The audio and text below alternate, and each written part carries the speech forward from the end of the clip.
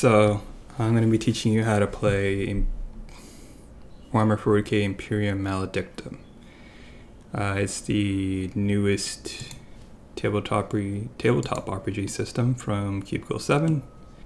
Quick rundown of what the system is. Effectively, you're a bunch of investigators working for the Imperium. So you're most likely going to be human online, at least currently, because that's the only rules you have to support it. And then you basically serve a patron who is basically going to be the person who's giving all your tasks and everything. So you primarily play lowly servants. So instead of playing a tech priest, you're more like a tech priest in training. Instead of playing a sister of battle, you're like a sister initiate or something. I forget what the name is. But it's essentially kind of very much so the same thing as Dark Heresy 2e. It's like they combined Dark Heresy 2e with Warhammer Fantasy 4th edition. They kind of took the elements, good elements from both systems and kind of meshed it together. So important terminology is they change degrees of success to success levels or something like that. So oftentimes in the rulebook you'll see SL +1. That means it adds a degree of success to your rolls, which is like a +10. It's a little confusing at first. Alright, so I'm going to go through character creation, help you guys figure out how to quickly make your character and get everything else done. So first thing we're going to do is create a patron. I'm going to use the Foundry character sheet for this one since it looks nicer and presentation wise. This is a form fillable one. This is the form fillable patron sheet. Patrons are basically boons and liabilities. They get a name, they start with a faction, duty, and they get all this little character stuff to help you, picture more as them as a character in the setting rather than just some sort of game mechanic that gives you bonuses. Right, so first step is to determine your patron's faction. There's an assortment of different factions to choose from. Pretty much all the common factions in Warhammer 40k, you pretty much have a patron for that, except for a Space Marine related faction. So to quickly list them out for you, your options are Adeptus Administratum, Adeptus, I'm just going to skip the Adeptus part, Astra Telepathica, Mechanicus, Ministratum, Militorum, Imperial Fleet, Infractionist, the Inquisition, Rogue Trader Dynasty. And as an example, I'm going to go ahead and use Dial, the Phoenix Heart Rogue Trader leader currently. Instead of rolling, I'm just going to manually select this. Yeah, faction name goes here. The Rogue Trader Dynasty. So patrons start with +2 influence with their chosen faction and 1 boon and liability, minimum. Over here down faction, since Style is a Rogue Trader, he gets influence 2 with Rogue Trader factions. Additionally, he gets 2 starting boons and liabilities. 1 boon and 1 liability. Pretty much boons are just benefits the players use during the game. They have a variety of different benefits between basically calling on direct support from an NPC character to come assist them in the field, to helping them level up by allowing them to spend less EXP on certain stuff, or giving them some other little ability that they can use. And then there is also liabilities. I'll get to those later. But starting on the boons. So first, each patron is broken up in between each of the factions. So Rogue Trader would be down here, down there in the Rogue Trader faction. Each faction has like 2 different patron types. For a quick example, since I'm sure everyone's familiar with the Astra Militarum faction, you have 2 options for patrons in that one. You have the Lord Commissar and then the Senior Officer. Both of them get a +2 to the Astra Militarum faction. However, they differ in which they have a different starting boon. The Lord Commissar has fearsome reputation, meaning that you can basically utter their name and you get like a bonus to scare people, usually soldiers. And then For the senior officer, you get his boon is the second hit troopers, which allows you to basically have to summon a squad of guardsmen to basically assist you for one mission. So that's really useful if you guys like made a bunch of non-combat characters, and you're like, we have to assault this warehouse. So you call in your second hit troopers, and they'll do all the grunt work and fighting for you, or they'll fight with you. And combat is pretty lethal. They've removed the need to roll for damage. Instead, you just get a flat damage number now. And then they did a bunch of other stuff with the wounds and whatnot. Alright, so each little section on the faction, it gives you like a little lore blurb about basically the faction itself. And then it goes into detail on the different two options you have for faction. Okay, yeah, so your rogue trader patron is a diplomat or a trader militant. Both duties have the duty boon void ship. It appears that the rogue trader seems to have just two different little flavor to him, and then he has the same boon regardless. So he has the void ship. And let's see here. I assume he's going to be a trader militant. The diplomat, little blurb on that is, your patron is a rogue trader devoted to negotiating with societies within and beyond the Imperium, bridging the gaps between factions and even species in rare circumstances in the name of profit. And then trader militant, your patron is a trader militant willing and eager to exploit the military allowances within their warrant of training to the fullest. They are a minor military force unto themselves, often overthrowing whole worlds to bring their populace and their resources into the Imperium. I feel like he's more of a trader militant. So, what does the void ship thing do? Your patron operates from a void ship, part of which you can use as a base of operations. Whilst aboard the void ship, you have free accommodation, meals at a minimum of standard quality, and are beyond the reach of many foes. Your void ship travels as the patron requires it, and you may not always be able to, and may not always be available to you.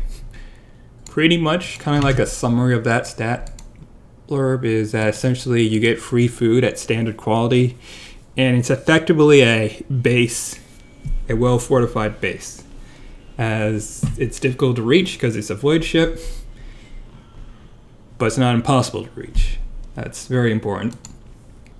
Patron, you're kind of doing the rogue trader system almost, except for your very low fledgling characters.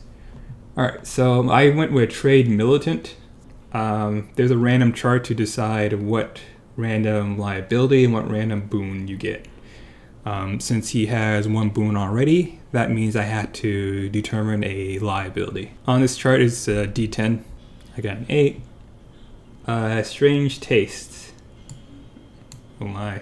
So example of some of the patron's boons, liabilities. Boastful. Your patron makes no secret of their successes and future goals, or their satisfaction with your performance. So they often like blab about the stuff and actions you do, and sometimes that might bring on more trouble for you in the future. So you kind of leaks information just out of habit. So strange taste, basically exactly what it sounds like. Your patron wants like a very particular thing and requires you to go out and get it for him. It's something very rare and hard to acquire. So typically when you're making your patron, you want to do this with all the players present and the GM present. The GM selects the liabilities in secret. For each one boon the players pick out, the GM gets to randomly select or pick out a liability. I suppose they can keep it secret or tell them. It's up to them, really.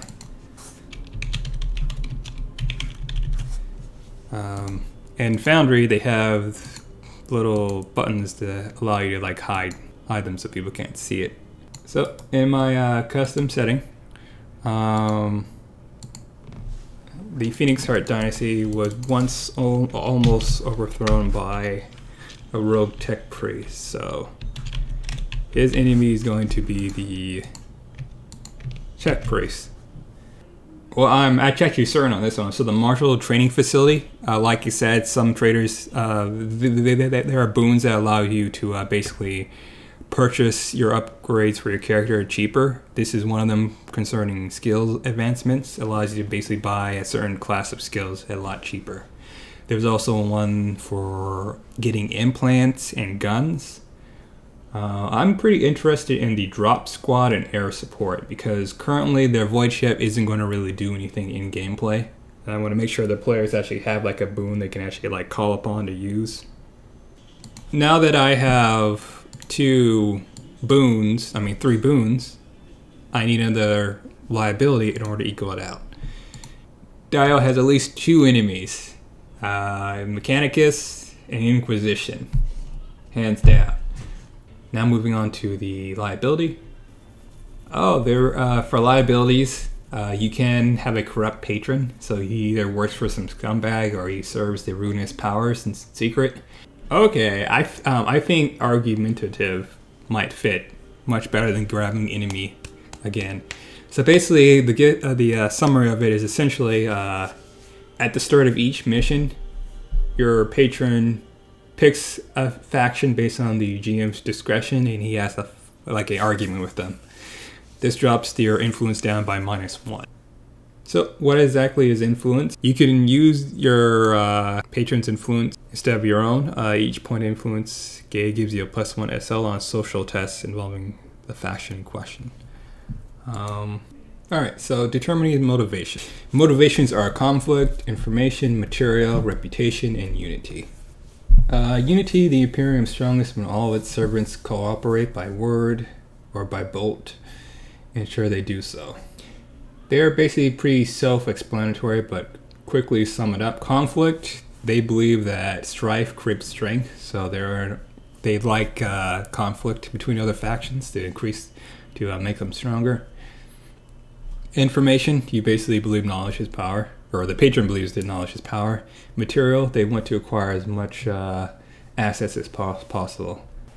And then reputation, they want to be feared, respected, and whatnot. So this one I'll be leaving to the dice. I put that in the wrong place. No? Yes. Yes, this is the wrong place. This goes over there. Then this over here becomes information. So effectively, Dial is using his very low on the totem pole people to basically go out and gather information. Yeah, I feel like all this fits. I don't know what pay grade. He doesn't like them, so there's the pay grade standard. I think there's a pay grade lock recommendation up standard or below. Even though he's a rogue trader, he's not going to give you a whole bunch of money. He doesn't know you guys that well. So patron demeanor, pretty much is like what it sounds like. It's basically like a way to roleplay the rogue trader, or what kind of personality players can expect from him. That way players already basically have a good grasp on who their patron actually is. It's going to be inscrutable. I feel like that fits the character the most. He's a very hard to read person. Basically your pay grade at standard is of 100 solars per player per Terran standard day, and it goes down or up from there. Poor is 50, good is 200, 600 is excellent, and boons raise or increase it, so it starts at standard payment grade. Oh, you know what? I forgot to mention that you actually don't have to use the table on the patron's duty area. You can pick out any sort of liability or boon you want, but using the table, it does make it go a lot faster. We did the patron's duty. He is a rogue trader, militant one, so he prefers using military might to do stuff. We picked out his boons. He has 3 boons and 3 liabilities. You can have a maximum of 4. Effectively, you start with 1, and we did the liabilities, and we determined his motivation. Yep, he's information, and his demeanor is inscrutable.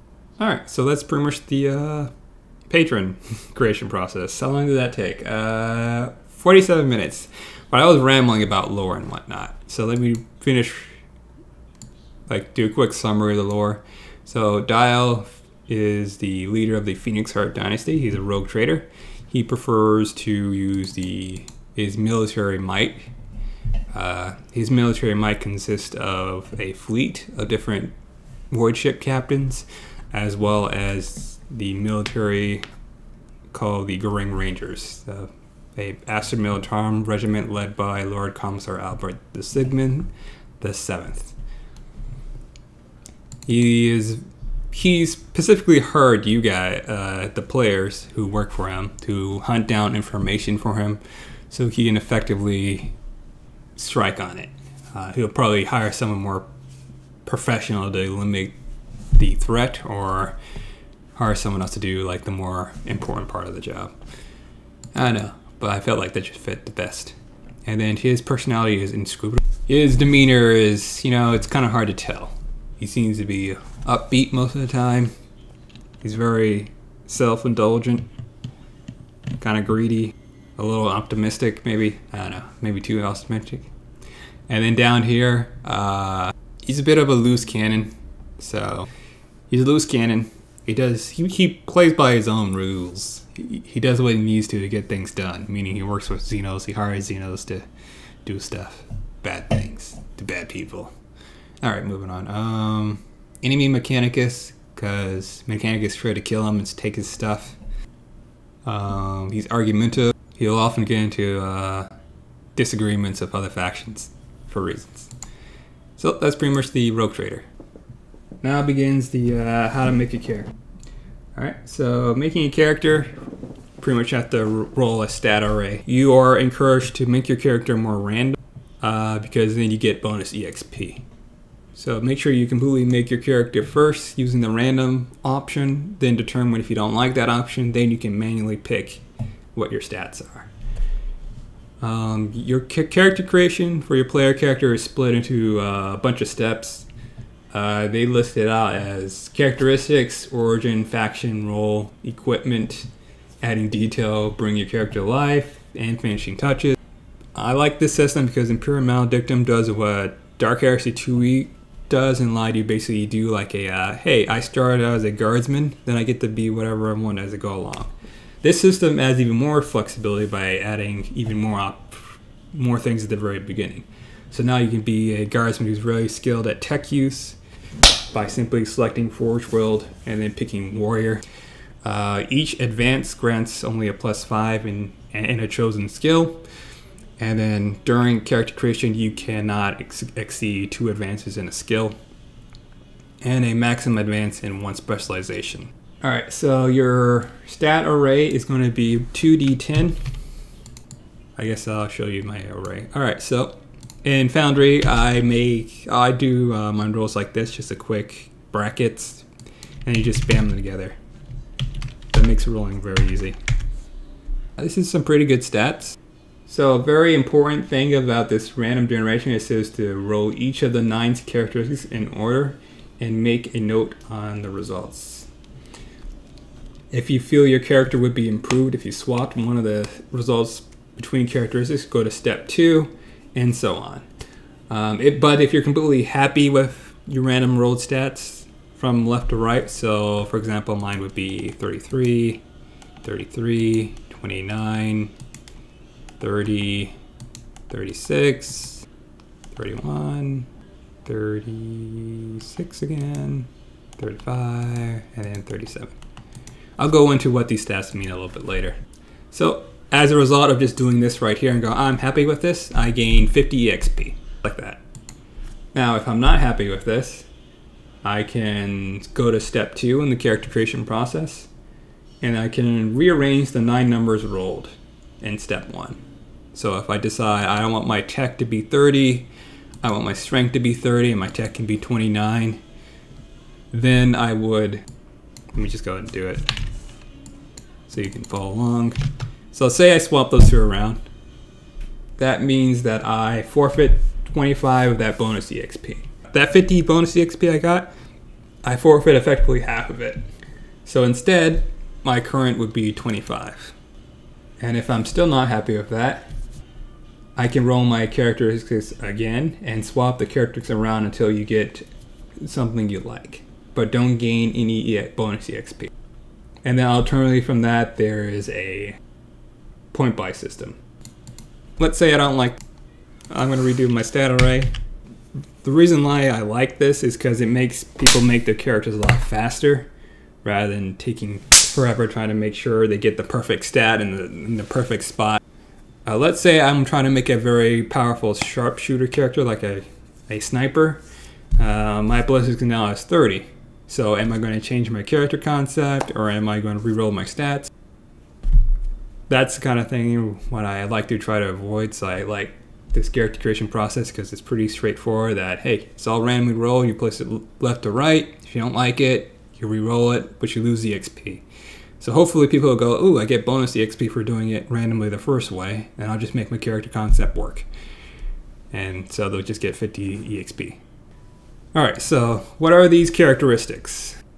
So weapon skill is your ability with basically melee weapons. Ballistic skill is your ability with ranged weapons, such as bows and guns.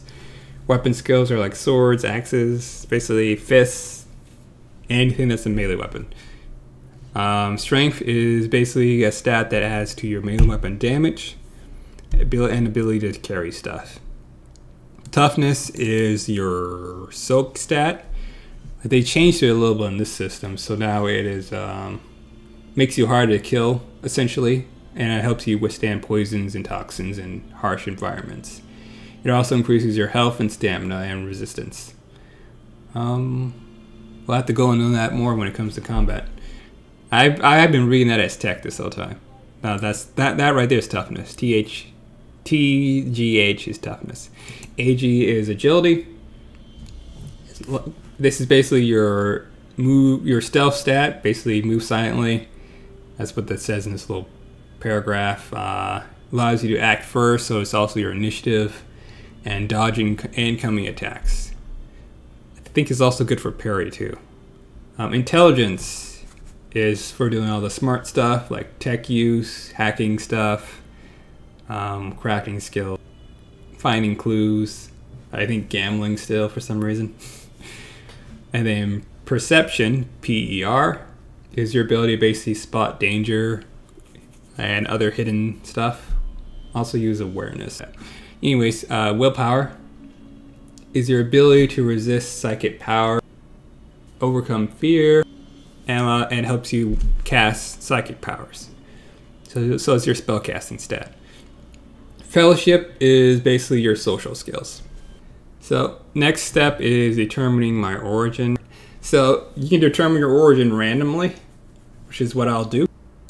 Simple D100 roll, and then I consult a chart. So origins are like worlds, and then Voidborn and Schola Progenium. There's no Death World on here, so there's Argy, Pharaoh, Feudal, Forge, Hive, and Shrine. And then there's Voidborn, and then Schola Progenium. I got 71, so I'm from the Schola Progenium. So by doing this, I gained 25 EXP. So let me just note that on my character sheet. And if I choose I don't like the random result, I can always just pick one and then forfeit my 25 bonus EXP. So Scholar Progenium gives me a set amount of bonuses. So my fellowship gains a +5 and +5 to either weapon skill, ballistic skill, or toughness. My toughness is already 36. I want my ballistic skill to be higher because I want to use ranged weapons. So first thing first, I get +5 to my fellowship. So this will be 40 now. Bullet skill will go up as well to 35. I'm a bit more well-rounded character. So each world has its own little bit of flavor. Not all Argy worlds are the same. Not all Argy worlds are purely just plant life across it. So you can find some hype cities on a Argy world, and you can find lots of nature on a hive world. It's just a classification of planet type. So more specifically, after I figure out what bonuses I gain to stats, I also gain a random item. And the item I gain is a chrono, which is basically a watch, sort of. That's kind of what a chrono is. It's a type of timekeeping device. Now that I have my origin done, it's pretty simple. Whoops. Next thing I need to do is determine my faction. So much like the other steps, I can determine my faction randomly with a simple D100 roll. And I gain 75 EXP. So I'm going to do that. To determine a faction, just roll D100. So what is a faction? A faction is effectively pretty much the same thing we did for the Patron. There are all the usual factions. I don't have to list them all out again. So Rogue Trader and then beyond. So your character doesn't have to be from the same faction as your patron. They can be though. So because I picked a Scholar Pergenium, there's this table here that determines which one I am. I got a 77. That means, oh, Scholar Progeniums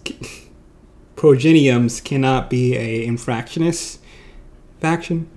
Infractionists are basically like the criminal or legitimate businessmen, air quotes, kinds of people. So like they're all the criminal types, but the legitimate criminals are the air quotes good criminals. They're loyal to the Imperium still, but still criminal. They just go about doing stuff differently. Alright, so anyway, 77. The Inquisition. Huh, wow, okay. He is a Inquisition dude. Oh, I forgot the list. Let me just go ahead and put the Inquisition. This actually works out just fine. So Scholar Progenium, for those of you who don't know, is just basically like a very fancy military school that instills people loyalty in the Imperium as well as military prowess. The faction is basically your starting equipment as well as some more bonuses to your core stats. So 30 is a good mark, but some of your stuff will end up going over 30. As you can see, my fellowship is almost 40. Most stuff in the character creation process adds a +5, so it's pretty likely you're going to be able to get up almost to a 50.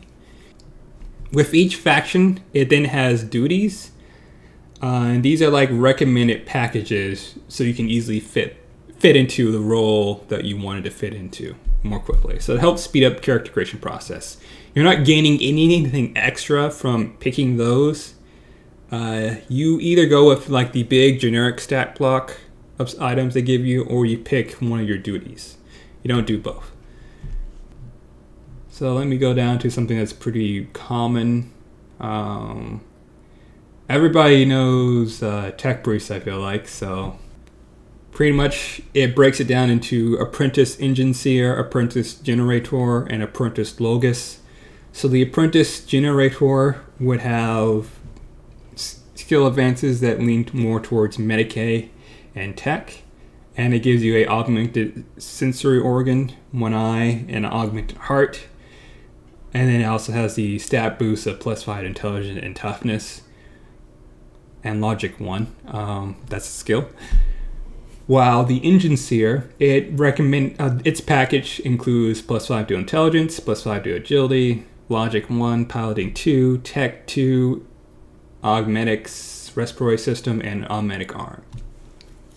The reason why they're both different is because Apprentice Generator is for like basically a doctor, so you're going to be working on people more often than not. So having logic to be able to determine what's wrong with them, and Medicaid to actually be able to fix them. And you still need tech because you're going to be like you doing implants and other stuff like that. And the reason why the Engine Seer has piloting is because he needs to be able to fix vehicles, and then he might also have to drive them as well. And he has an augmented arm as a recommendation as well, is so that he can more easily move around all those heavy pieces of equipment and machine parts. And then of course at the very beginning of all that, different duty selection packages, and the little bullet point of the duty itself, it lets you know that in addition to one of those packages, you get this too, which is a point of influence to the Mechanicus faction, some items, and some money.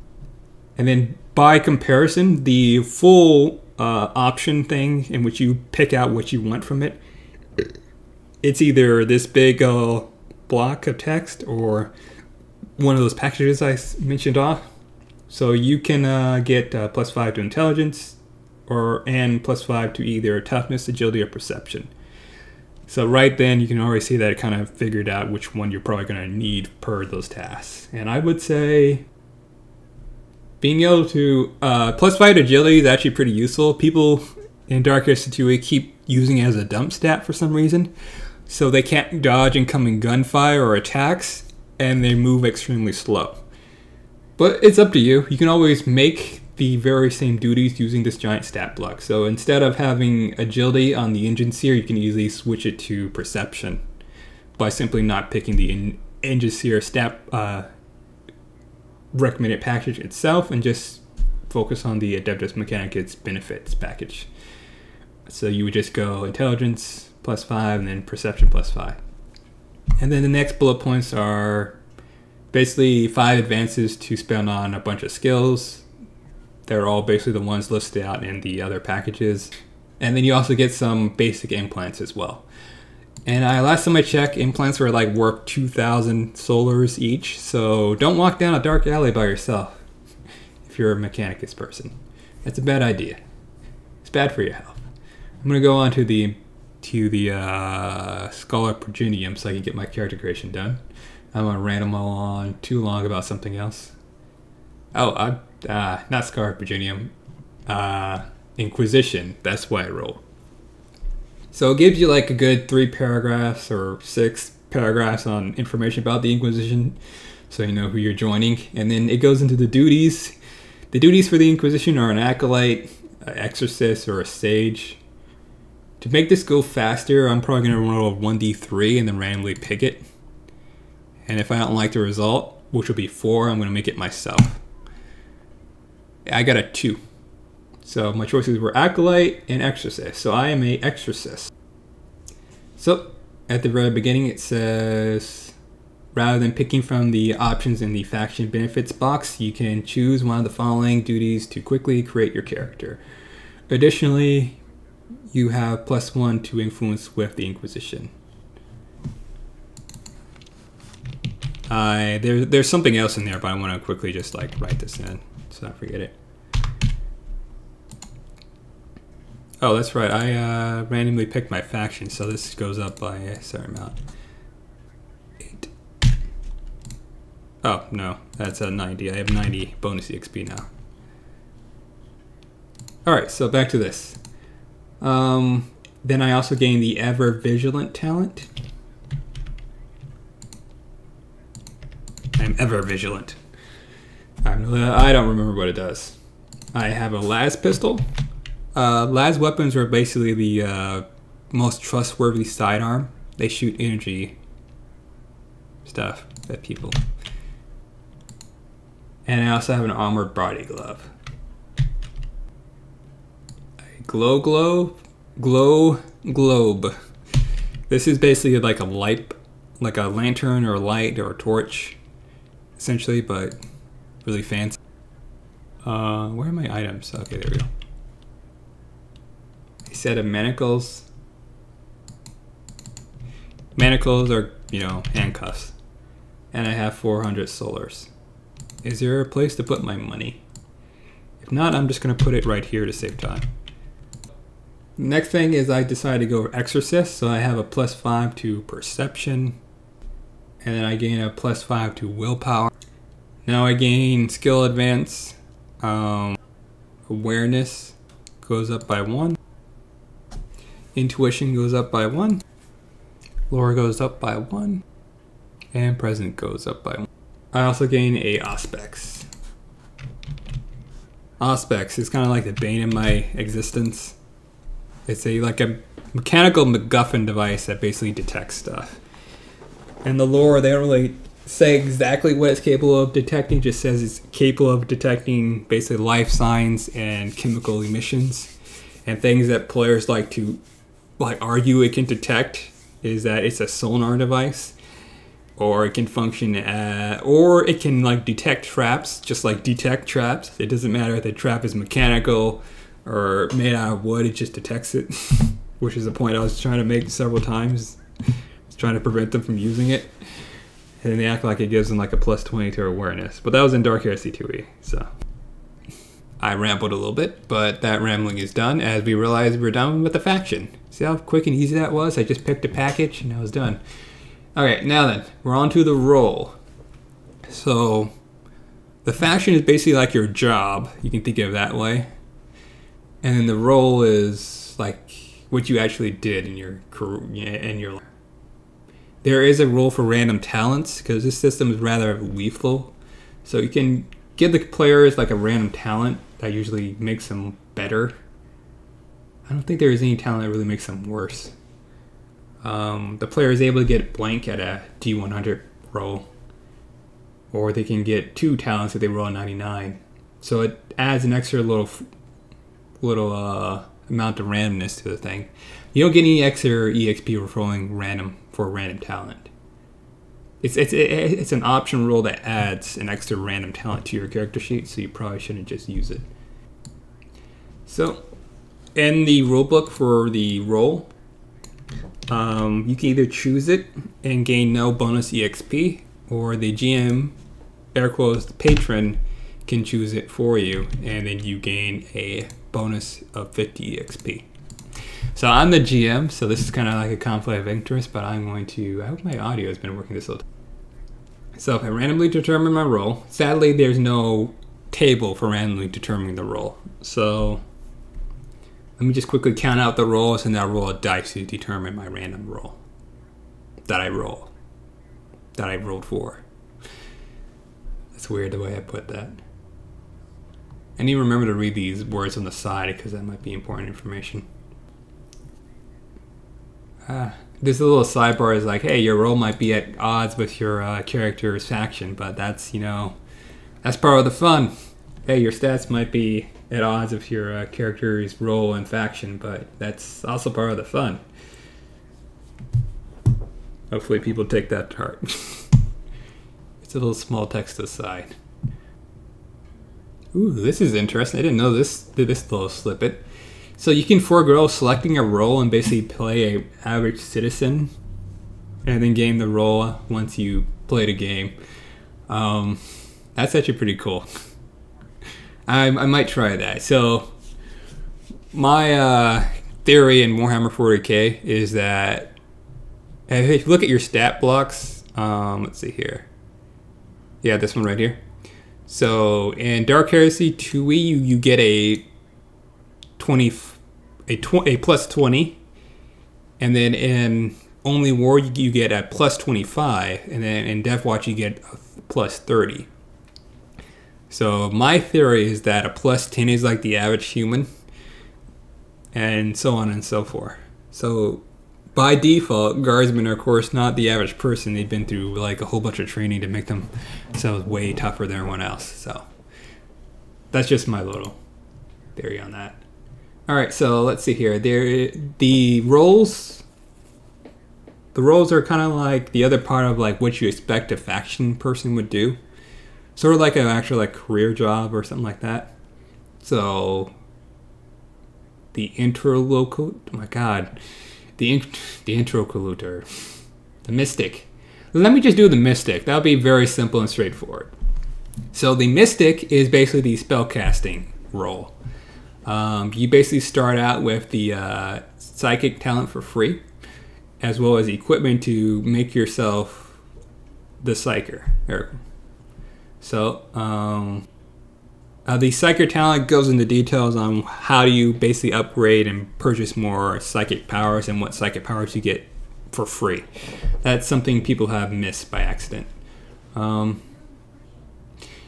role also lets me choose additional 2 talents from a small little selection package. Let me just move this one over here so you guys can see it. I think that'll make this one a little bit easier. I've been talking too much, so I should probably just show this on screen. It's a little snippet of the book. So you get talent selections up here at the top. Next thing is skill advances. And remember, no skill can go up above 2 advances, and each advance is worth 5. And then finally over here is specializations. Each skill has like 3 specializations to it, and they can only go up to advanced up once. So you can have, I don't know what the other advancements, specializations are. Let's use guns, for example. So you would pick specialization pistols and then specialization long arms, and each of them would be at 1. That's how that works. If you have 2 points to spend on a specialization. Then you also get equipment. So if I picked him, I would actually get 2 las pistols. Or I could get a stub revolver and a las pistol and dual wield them. So I could become a dual wielding psyker, which sounds pretty badass now that I said it out loud. But how will I wield my staff? Do I even need the staff? I don't need the staff. I can just get a knife. Yeah, who needs a staff to be a psyker? Just dual wield guns. Alright, and then set of survival gear, a Vox speed. So the psi focus is not exactly attached to the staff. This right here is sometimes considered a psi focus. A Vox is basically a radio communication device for people who are unfamiliar with that term. It feels like all of them are pretty balanced. They all get like the same amount of starting goods. They just get a different type of starting goods. So for example, the warrior has better choice of weaponry. So you get a shotgun combat, which is pretty lethal in melee combat. Let me actually list it. Actually, let me just show it. So you get a knife, a sword, or chainsword, another las pistol, or a stub revolver, a las gun, or a shotgun combat, frag grenades, or frag grenade, a set of scrap plate or flak jacket, a backpack, and a set of survival gear. That's a lot of guns and weaponry. So you'll notice in the rulebook, when they have like a comma here, you get this item, and then when they have the item name sword or a chainsword, this one right here means you have to switch select between the sword or the chainsword. You can't have both. So let me just count these out real fast, and then I'll determine which one I want with a random dice roll. So that's 1. So there's Zealot, Warrior, Savant, Penumbra, Mystic, and Interlocutor.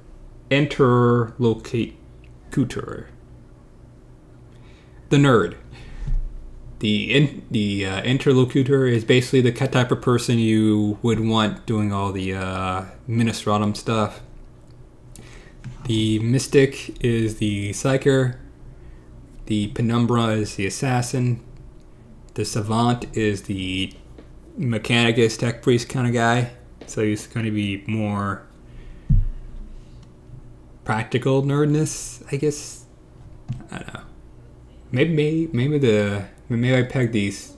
Yeah, I pegged the interlocutor wrong. He's more of the social character guy. As he has air of authority, briber, gothic, gibberish. So he has a bunch of social talents starting out that he gets to pick from. So that's the social one.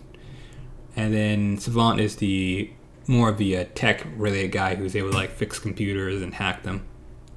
Then you have the warrior, who's obviously the fighter guy who's the standing for guardsman. And then you have the zealot, who is like the the religious fanatic guy. So I got mystic. I got a 2, so that's the mystic. So I guess I'm gonna make a badass dual wielding psyker. And it meshes well with my Inquisition background, which was... Oh right, I got the Inquisition all the way at the bottom. I got Exorcist. Your duty is to provide spiritual support to an Inquisitor's retinue, utilizing your knowledge of the scripture and your strength of will to combat the unholy enemies of the Imperium. So that kind of like fits like very... That meshes very well with Mystic, as it has lore, intuition, awareness, and willpower. Willpower is the spellcasting characteristic, essentially. So I have a bunch of selection of psychic talents I can pick from. My first talent is, of course, Psyker. I'm not sure what my other one is going to be, so I'm just gonna do. I have like a list to choose from these. Wow, that's really all small text. So I have to choose from Condemn the Witch, Faded, Forbidden Knowledge, Mental Fortress, and Sanctioned Psyker. I'll have to figure that out later. I feel like it's kind of obvious which one I should pick though, because they're pretty good with naming things based on what they do. Sanctioned Psych is probably going to be essential, and then Mental Fortress or Condemn the Witch, one of those two. Alright, so skills, specialization, and equipment is going to be really easy for me to knock out right now, so I'm going to do that. Let me zoom back. So let's see here. My nose itches. You have 3 advances to spend on awareness, discipline, intuition, lore, and navigate, and psychic mastery. So of course I'm going to maximize the psychic mastery. I'm gonna put 2 in psychic mastery. That leaves me with 1 in the other one. Do I want a point in awareness? I already have a point in awareness. Do I want a point in discipline? I already have 1 in there. Do I want a point in intuition? I already have 1 in there. Lore, got 1. Navigate, and actually I don't have navigation. I want 1 in navigation. That's important to me. I feel like that's important to me. Then yeah, I guess I'll ask to go just directly into psychic mastery. And once again, 2 is the maximum number you can put into skill advances during character creation. After character creation, it goes up to 4. Next on is my specialization. I have 2 advances to spend in specialization. So discipline for fear, linguistics forbidden, and lore forbidden. Okay, so the forbidden knowledge talent allows me to gain additional spending options for my specialization. I don't think I'll be talking to anything in a forbidden tongue. I feel like I'll be mostly using forbidden lore to my advantage. So I'm gonna do that. I'm gonna do a forbidden lore. And then my second one will be awareness omniscience, because I feel like, ooh, this is actually pretty hard, because I haven't made a psyker before, so it's either awareness omniscience or any psychic mastery specialization. So I would have to go look up the psychic mastery specializations, which it doesn't give me a page number for, oddly enough. Oh, there's a little sub rule about allowing you to create a specialized specialization. So for a quick example, oh, excuse me, yawning. Excuse me. So a quick example on specializations. For athletics, it's a strength skill. You have climbing, might, riding, running, and swimming. Those are all athletics specializations. So I guess there's like a good 5 for each skill. So intuition is a skill used when noting that something seems amiss with a person or place. So the stuff that's marked forbidden requires you to purchase the forbidden knowledge. So awareness omniscience is 1. So omniscience is the ability to detect basically anomalies from the warp for psychic. So my possible specializations are biomancy, divination, pyromancy, telekinesis, and telepathy. So those right there are just like the core ones found in this book, and then they have various, which is a placeholder for all any sort of upcoming supplements they make, or homebrew stuff, which I find pretty useful. So I'm just gonna select them all, and I'll figure that out later to save time, because it's kind of a doozy.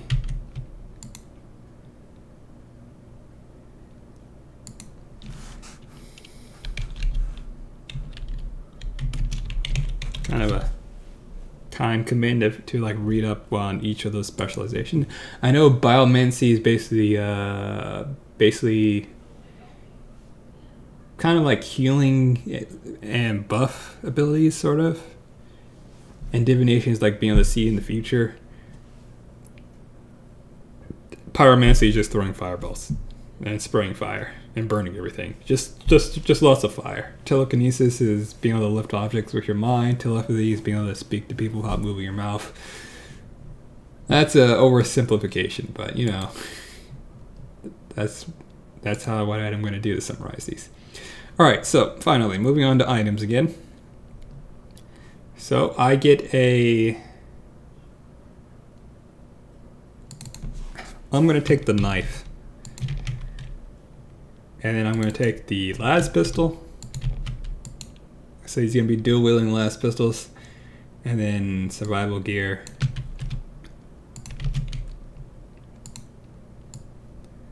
He has a block speed because he's a secret agent badass. And a side focus because he already has a Auspex. So I forgot to add in the bonus XP of plus 50. Character name. Alright, they have a nice little chart to help you quickly to decide what your character name is. I'm just going to roll in that chart. His name is 21. Alright, so my choices are low gothic, high gothic, archaic, informal, and esoteric. These names are all kind of stupid. I have Enoch, Fluffy, Eisen, Burner, Exactus. I guess I'll just call him Burner. I guess I'll give him fire. Fire powers. That's too obvious stuff. It's terrible. Alright, moving on.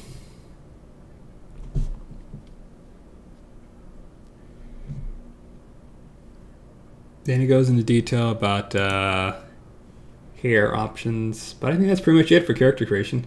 Oh, right, they have random charts for all this. So age has a nice little random chart.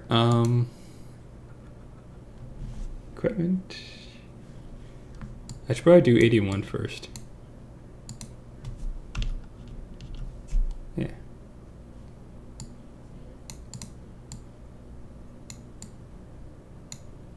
Yeah, that makes more sense in that order. All right, so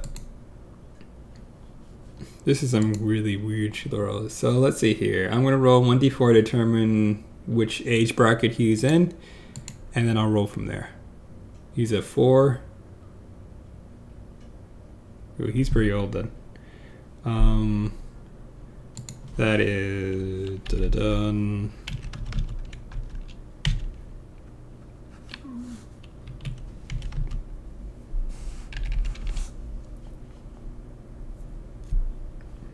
He's 131 years old.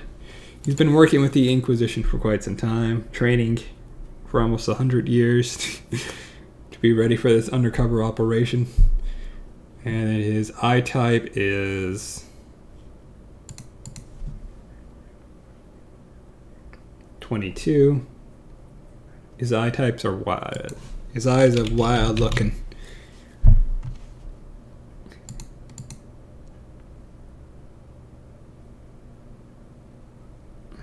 $97.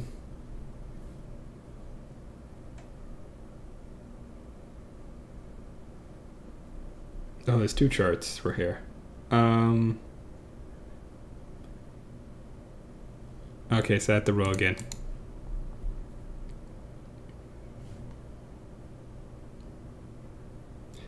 My hair is white and gray. Alright, finally, last one is distinguishing features. 37. So I'm heavily scarred, probably from some sort of accident, some sort of industrial accident, or maybe a combat gone wrong. Who knows? Some sort of mystery. Alright, now then, this is probably like the last step in the character creation process that's actually important, I would say. Oh shoot, I actually know this more.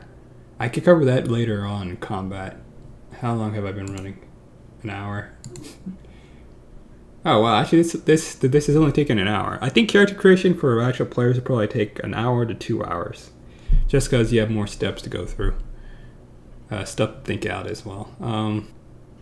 So you're supposed to select a short-term goal and a long-term goal, and for this I'm just going to basically copy and paste in the examples. Actually, I'll go with this one. Uncover the criminal behind a series of thefts. And then for the long-term goal, I'll go with destroy a major code of the ruinous powers as my long-term goal.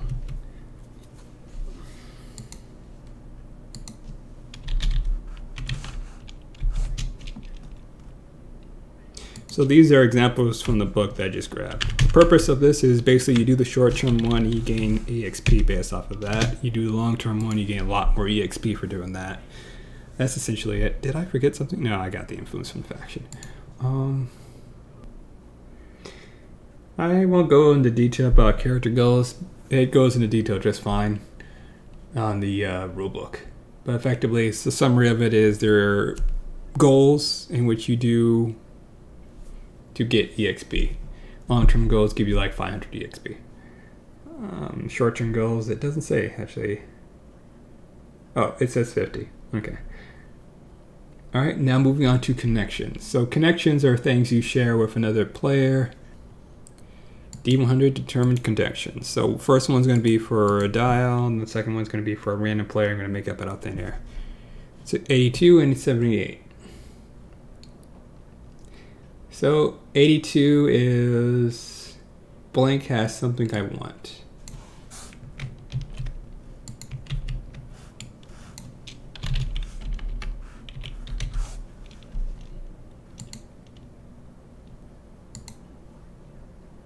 And 78 is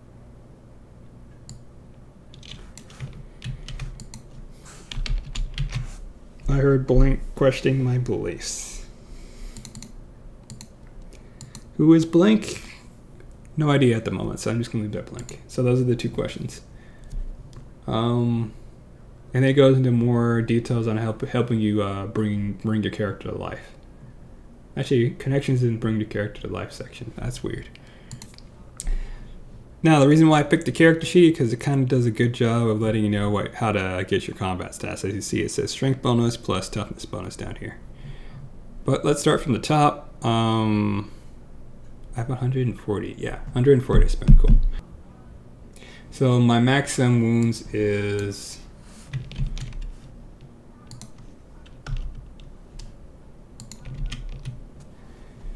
strength bonus plus 2x toughness bonus plus willpower bonus. That's my maximum wounds. So where is my wounds? Here we go. No, that's encumbrance. Warp charges. Okay, there. Alright, so my strength bonus is 2. The bonus number is on the tens column at all times. That in the system, bonus number refers to the number in the 10 column, so that's 2 plus 2x my toughness, so that's 6 plus 2. So that's 8 in total. Then my willpower bonus is 3, so that's 9, 10, 11. My total wounds is 11. I like to leave my current at 0 so I can just I like to count from 0 and go up the more damage I get, because that way you know when your wounds get maxed out at 11, that means you start taking critical damage, and I think it's still the same in this system. Critical wounds, let's see here. This system, the wound system, basically is the max your wounds is your health, and then your critical wounds is the actual thing that'll get you killed. So you can suffer a maximum of critical wounds equal to your toughness bonus. If your character has more critical wounds than your toughness bonus at the end of your turn, your character dies at the start of your next turn.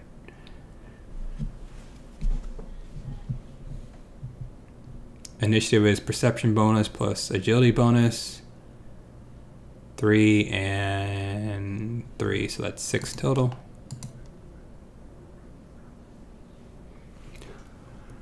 Excuse me.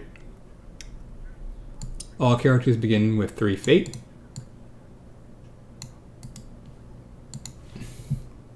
No more.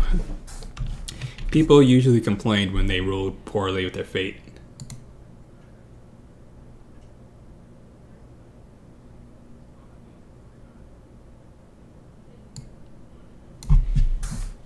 Just gonna copy this in there real fast.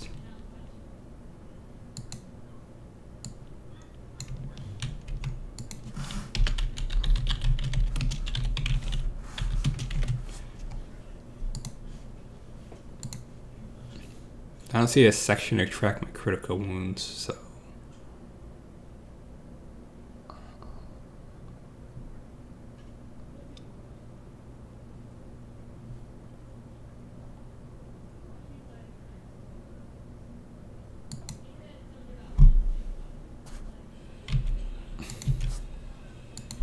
One, two, three, four. So I just put an X right there. Seems like the only thing you'll be able to get a maximum of 5 critical wounds.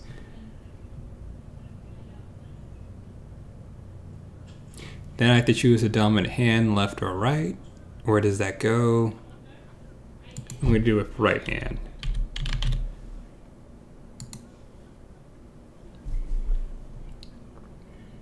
Then finally the divination. So the divination determines it's like a basically how you might die, and if you die in that actual way in character, I mean during play, you gain bonus XP. So let's see here. How does it phrase the book? If your character's death reflects their divination, your next character begins play with bonus EXP equal to half the deceased character's total EXP. So normally you wouldn't get any bonus EXP if you die to your next character. So you'd be making them all the way from scratch. Or if you die in a certain way that relates to your divination, then you get half your bonus, your EXP as the bonus to your next character. The greatest armor is contempt. That makes... okay, good. It's not that one. Justice of your action is measured by the strength of your conviction. That is... okay. I don't understand what... I don't know what to do with that, but okay. The justice of your action is measured by the strength of your conviction. So I guess the key words from there is justice and conviction. So I guess if I die and doing some sort of law-abiding citizen, or excuse me. Well, I'm yawning a lot. Some sort of I'll figure it out later. All right, now then, last step is spending the XP. As you can see, I got out of character creation with 140. I'm going to fill in the stats for all my guns and whatnot later on, probably during my combat tutorial. But for the step over here, I can spend my stuff. So there is a EXP spending chart and skill specialization chart. So I want to... characteristic improvement.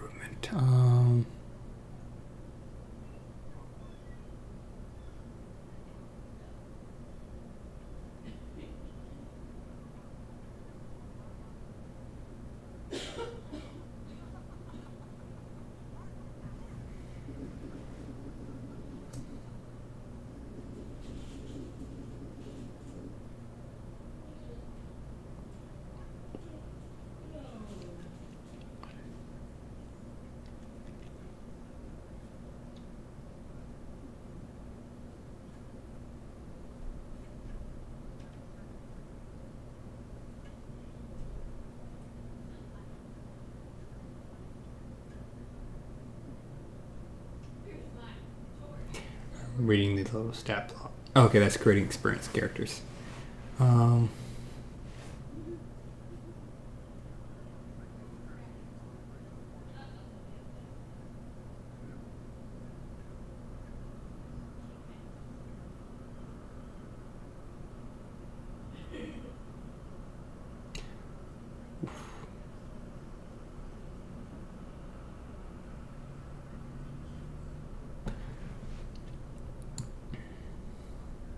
This right here is important.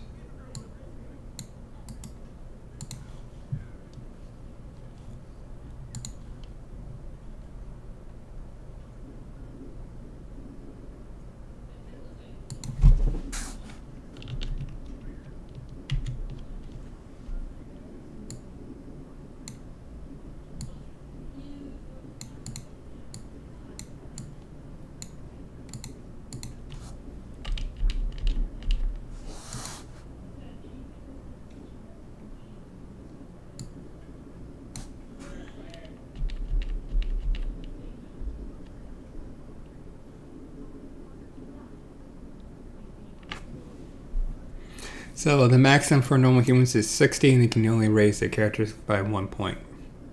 So I want to get my strength to a solid number, so I'm going to put a 1 there. So how much would that cost me? Referencing the chart, I have 29 in strength. I'm trying to get to 30, so it will cost me 25 to advance.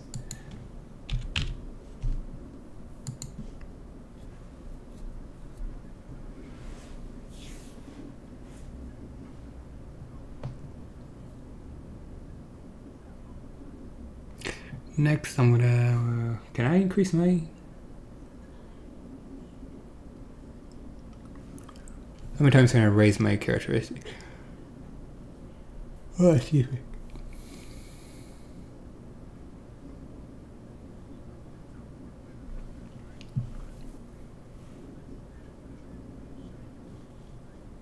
I'll buy a skill.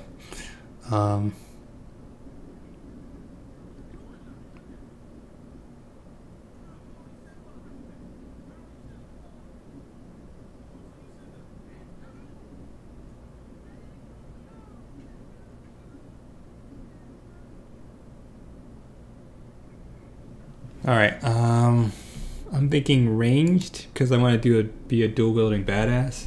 So having a lot of range would be a good idea. So let me put 1 advance into this, and that will cost me. It's my first advance, so according to the skills and specialization XP cost, I have to spend 50 XP. So this becomes 7. Let me just double check my math, make sure I'm not making, oops, that's the wrong button. Make sure I'm not messing up my math. So I have 578. So I have 65 left to spend. I'm not going to be able to spend all the XP, but I will be able to spend some of the XP.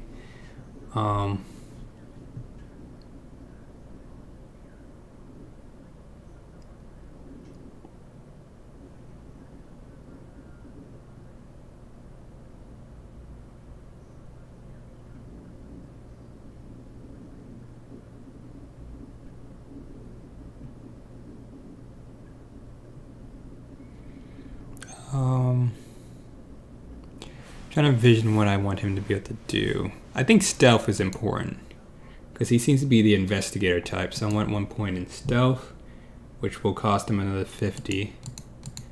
So I only have 15 left to spend.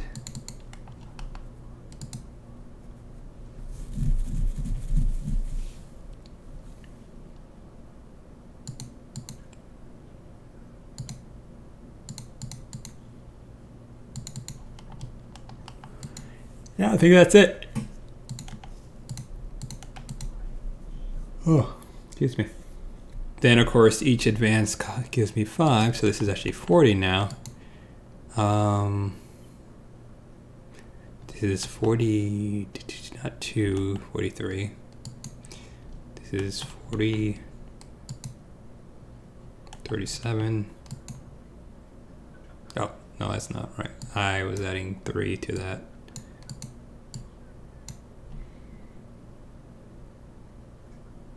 It's 9. And so on. Alright. So I can also buy a talent, but I don't think I have anything that's within that range. How much does a talent cost? Oof. Purchasing a new talent costs 100 EXP. I think as a psyker, I think I have my... excuse me. Like a lot. I think I have my talents kind of cut out for me already, so... Alright, that's it for character creation. It took me 2 hours make my patron and make my character. It probably would have been faster if I wasn't rambling about certain things and getting a little stuck up. I still have a little bit of nitpicky stuff to do, like filling in my stats for my weapons, figuring out what my items do, and then selecting between one of these talents listed. I'm most likely going to actually have to select between two. Two of these I'm going to keep, so I'm probably going to stick with Sanctioned Psyker. That's definitely one of the ones. And then it really probably not Forbidden Knowledge, and then Mental one of those other ones. So I'll probably look into that. Actually, I would just go ahead and look into that now. But that's pretty much all I'm going to do. Then I'm going to call it here, and I'm going to go. I'll have to make another stream that covers combat and the other aspects of the game. So let's see here. The first one is Condemn the Witch. So I need to find talents.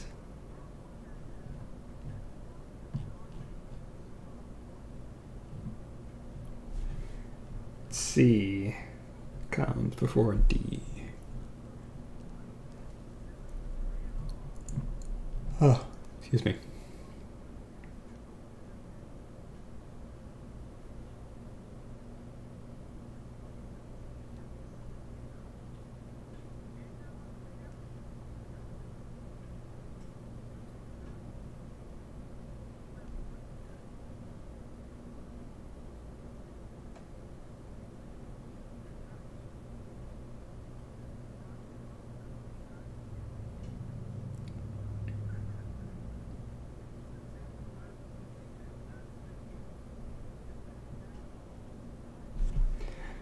Alright, so Condemn the Witch basically does damage to the Psyker who tries to...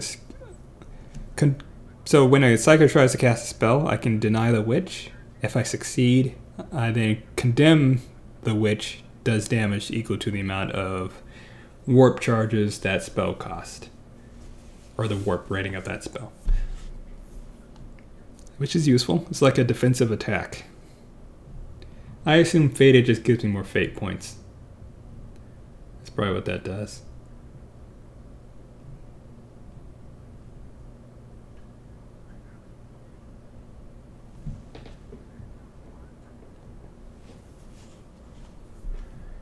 Yeesh. I am losing track. Where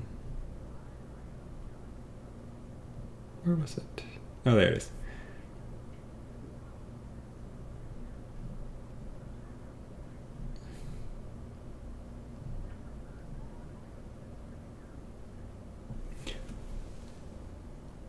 Oh, I must have scrolled past it. Dang it. Yeah, it's going to take me a while to find all the stuff.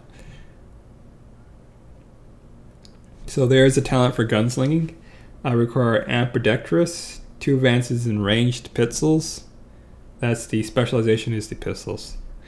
You have learned to wield 2 ranged weapons at once. You do not suffer disadvantage when attacking with 2 ranged weapons at the same time. See 2 weapon fighting on page 214. So that's good to know.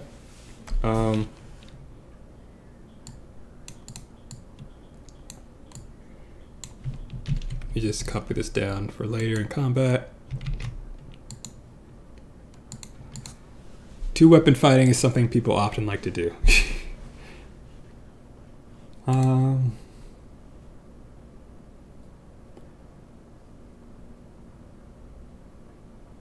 Let me look up what Sanctioned Psyker does, or Mental Fortress, and that's probably the ones I'll pick from.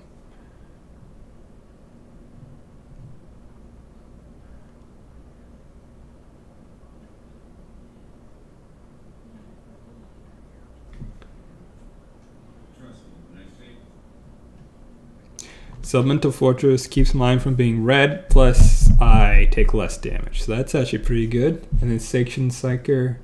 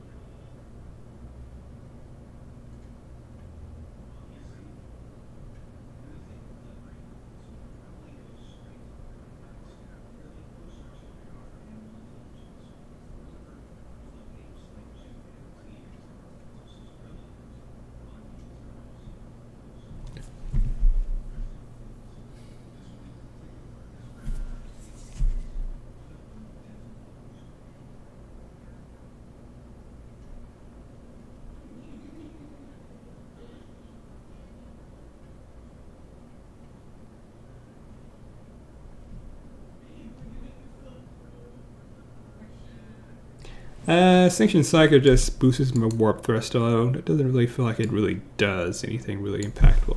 So I'm going to go Condemn the Witch and Mental Fortress, because I feel like that's kind of like what staple of the training would be. I can pick up Sanction Psycho later on.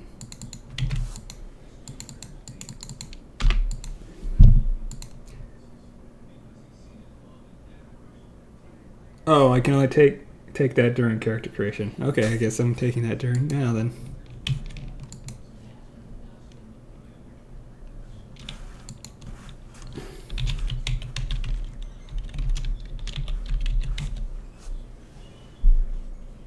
I'll drop Condemn the Witch then.